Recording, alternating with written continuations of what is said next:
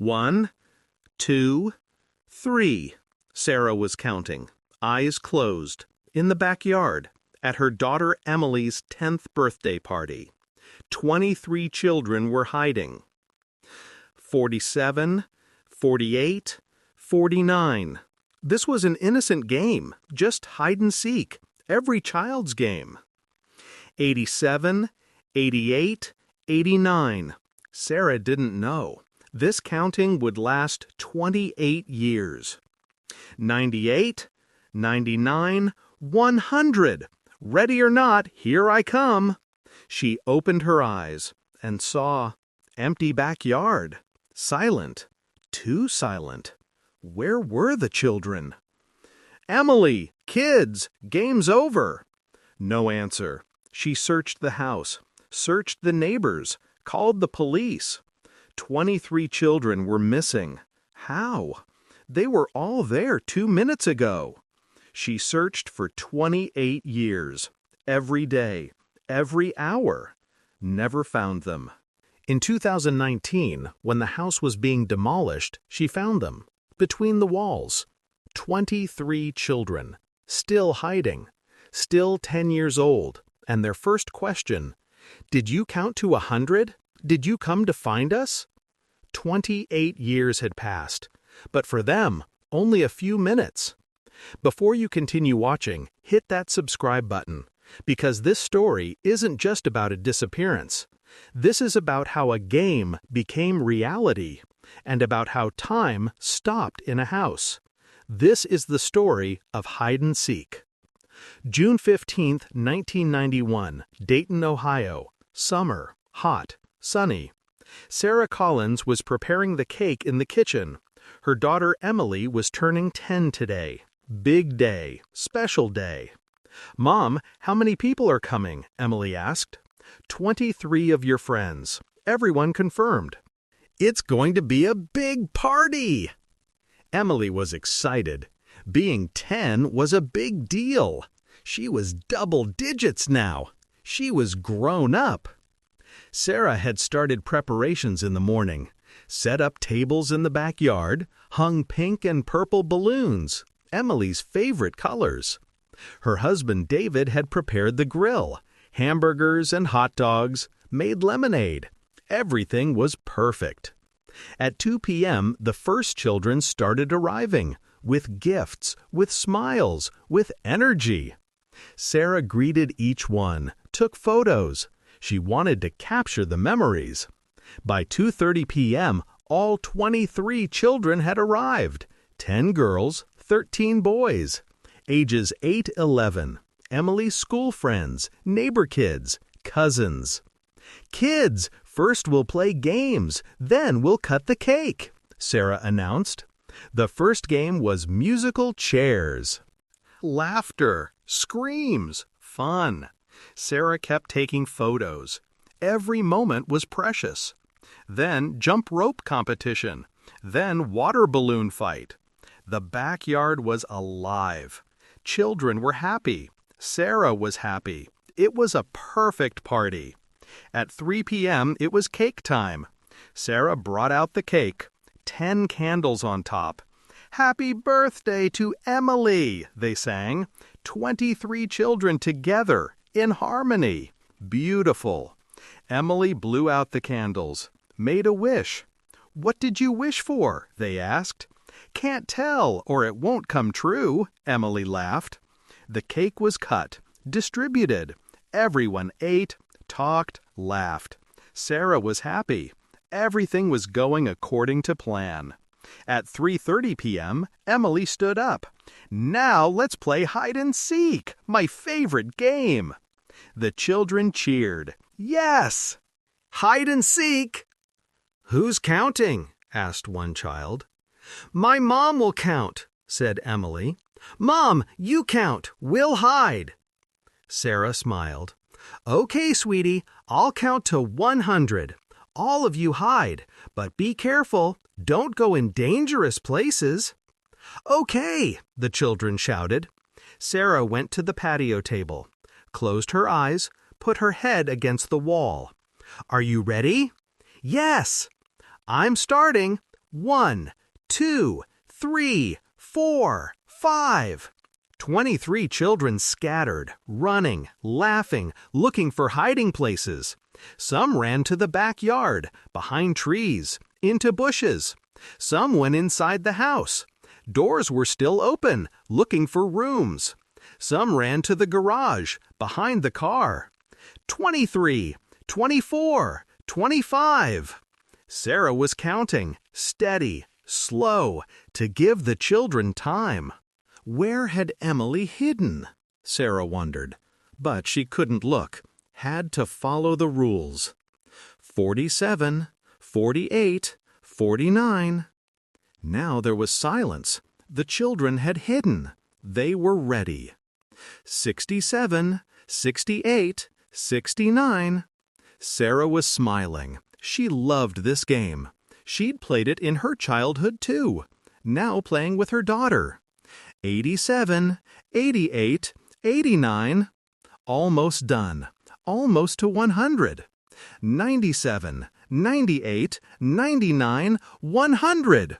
Ready or not, here I come. Sarah opened her eyes, turned, and froze. The backyard was empty, completely empty. No sound, no movement. Emily, kids, game started. I'm going to find you. No answer. Silence. Strange silence. Sarah walked the backyard, checked behind trees. Empty. Looked in bushes. Empty. Kids, you've hidden so well. But I'll find you. Still no sound. Sarah went inside. The house. Emily, baby, where are you? Checked the living room. Empty. Checked the kitchen. Empty. Went upstairs. Checked Emily's room. Empty. Opened hallway closets. Empty. Checked the bathroom. Empty. Her heart started racing. Emily, game's over. Come out, please. No answer. Ran to the garage. Checked behind the car. Empty. Checked among the tools. Empty. Panic began. Emily, kids, where are you? Ran to the neighbor. Karen, did you see the children? Karen was surprised. What? No. Aren't they at the party? We were playing hide and seek, but I can't find them. Any of them. Maybe they ran into the neighbors' yards. They checked. Empty. Checked other neighbors. Empty. 10 minutes of searching. Nothing. Sarah called the police. 911, what's your emergency? My daughter, the children, 23 children are missing. We were playing hide and seek. Now they're gone. Stay calm. Give me your address. We're coming right away. Police arrived in 15 minutes. 4 cars, 8 officers. They took it seriously. 23 children was a big number. Mrs. Collins, what exactly happened? Sarah explained in a trembling voice. It was a birthday party. My daughter Emily turned 10. She had 23 friends. They wanted to play hide and seek. I counted to 100. When I opened my eyes, they were all gone. You counted to 100? How long did it take? Maybe 2 minutes? Maybe 3. And during that time you heard nothing? No screams? Car sounds? Nothing. Complete silence. Police searched the house. Searched the backyard, basement, attic, everywhere. No trace. No clue. Dogs were brought in. Tracked scents. But the trails vanished, as if the children had flown away. At 8 p.m., the news was given to media. 23 children missing in Ohio, at birthday party, while playing hide and seek. Police asking for help. Volunteers came, hundreds. Searched wooded areas, searched lakes, everywhere. 3 days of searching, nothing. 1 week, nothing. 1 month, nothing. Official statement made. 23 children still missing. Abduction possibility being investigated, but no evidence, no trace. File will remain open. Sarah collapsed. Her daughter was missing. How? She'd only counted to 100. 2 minutes. How could this happen? Her husband David couldn't take it. Sarah, Emily's gone. We need to accept it. No, she's not dead. I feel it. Somewhere. Waiting. Sarah, this isn't healthy. I don't care. I'll do anything for my daughter. By summer 1992, David wanted to leave. Sarah, you died with Emily. You're not living with me. I can't continue. Sarah didn't even answer. They divorced. In 1995, 4 years had passed. Sarah was 39 years old, still living in that house. She'd never changed Emily's room. Everything was as it was in 1991. Toys, posters, books. Every day she searched the house, every corner, every wall. Maybe there was a hidden passage, maybe a tunnel, but she found nothing. In 2000, 9 years had passed. Sarah was 44 years old, living alone. She'd quit her job, only occupied with searching for Emily. One day, neighbor Karen visited. Sarah, this isn't healthy. It's been 9 years. You need to let Emily go. I can't. She's my daughter. Somewhere. I know it. But where? You've been searching for 9 years. Here, in this house. I feel it. In 2010, 19 years had passed. Sarah was 54 years old. She'd aged. Her hair was starting to turn white, but still surging. A psychologist was recommended. Sarah, you've developed an obsession, fear of abandonment. You need to accept reality. What's reality? That my daughter disappeared? But how? How can 23 children disappear in 2 minutes? We don't know, but it's been investigated for 19 years. Nothing found. In 2015, 24 years had passed. Sarah was 59 years old. She'd retired, spent all day at home, searching, thinking, remembering. Mom, did you count to 100? Emily's voice echoed in her memory. Yes, baby, I counted, but I couldn't find you. May 2019, 28 years had passed. Sarah was 63 years old. City Council decision came. This house is too old, dangerous, needs to be demolished. Sarah tried to resist. No, Emily's here. I know it. If I can't find her, I'll never see her. But legal proceedings started. The house was condemned. Sarah had to move elsewhere. June 2019. Demolition crew came. Heavy machinery. Workers. We're demolishing this house. Be careful. Sarah came to watch. To see it one last time. The house she'd lived in for 28 years.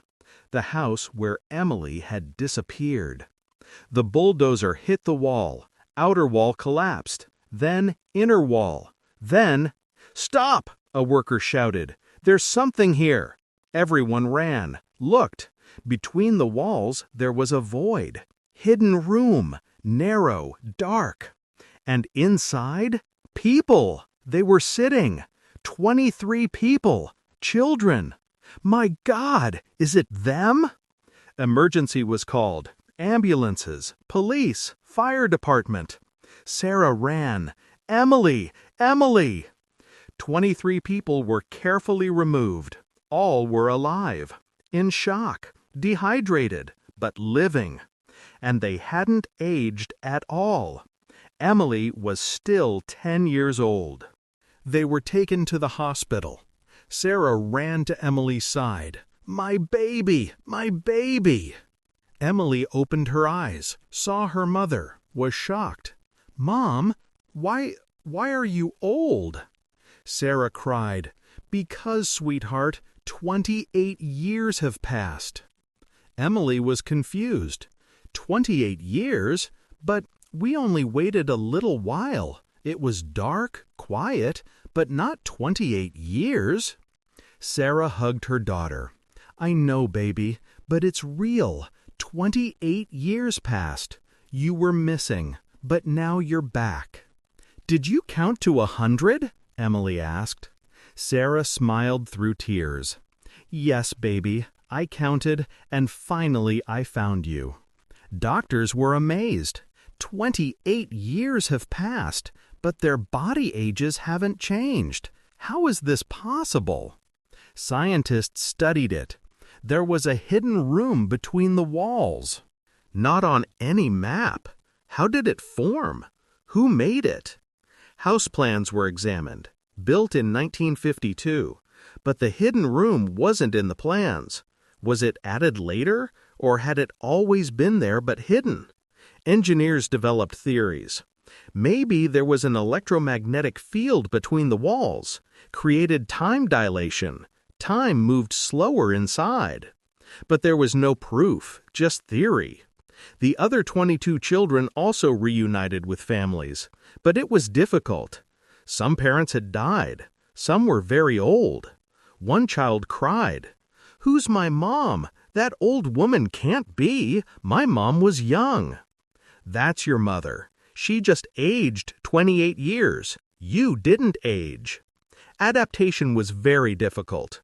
Emily returned to Sarah's house, but everything was different. Small apartment. Emily's room had only a bed, no toys. Mom, where are my toys? Sarah was sad. Our house was demolished, baby. I couldn't save them, but we can buy new ones. Emily cried. I turned 10, but my birthday was ruined. Sarah hugged her. I know, sweetie, but you're here now, with me. She returned to school, but it felt strange. Classmates were different. 10 years old, but 2019 kids. They used tablets, smartphones. Emily didn't know these things. Learning technology was hard. Internet, social media, everything was foreign. Psychologists helped. Emily, physically, you're 10 years old, but experientially, you're from 1991. You need to adapt to the new world. 6 months later, a meeting was organized. 23 children, all together. Only they could understand each other. How are your families? Emily asked. Difficult, said another. My dad doesn't recognize me. Alzheimer's. My mom cries all the time. My family moved to another state. They couldn't find me. Emily was lucky. Her mother had waited 28 years, never gave up. In 2020, Emily turned 11. Technically, her body was aging slowly. Scientists researched. Time stopped in the hidden room, but now it's continuing. Emily and the others will live normal lifespans, but they'll look 28 years younger. In 2022, Sarah was 66 years old. Her health was deteriorating. She was hospitalized. Heart problem. Emily stayed by her side. Mom, you'll get better. You waited 28 years. I won't abandon you. Sarah smiled. I know, baby, but I'm old. My body is tired, but I'm happy because I saw you. You came back. But 1 week later, Sarah died, peacefully, happy. Emily was by her side. Her last words, I counted to 100, and I found you. I'm proud of you. At the funeral, there were 23 people. All came to Sarah's funeral, because Sarah wasn't just Emily's mother. Sarah was hope. Sarah was loyalty. Emily gave a speech. My mother waited 28 years. Every day she searched that house. Everyone said she was crazy, but she didn't lose hope, and I came back. My mother taught me that family matters, waiting matters, and love conquers time. I love you, Mom. Rest in peace. By 2025, Emily would be 14 years old, technically. But physically, she was still 11. And on some nights she went to where the old house used to be, now an empty lot, but still there, the memories. "Mom, I'm here. I came back. I miss you. Thank you for counting to 100. The wind blew gently, like Sarah's whisper. "I love you, baby. I'm always here." The house is gone, but the memories remain. From 1991, from the birthday party, from hide and seek, and still no one knows. How did the hidden room form? Why did it take 23 children? And why did it give them back 28 years later? No answers, only questions, and a mother's 28-year wait. Sarah Collins, the mother who counted to 100, the mother who never gave up, and Emily's hero.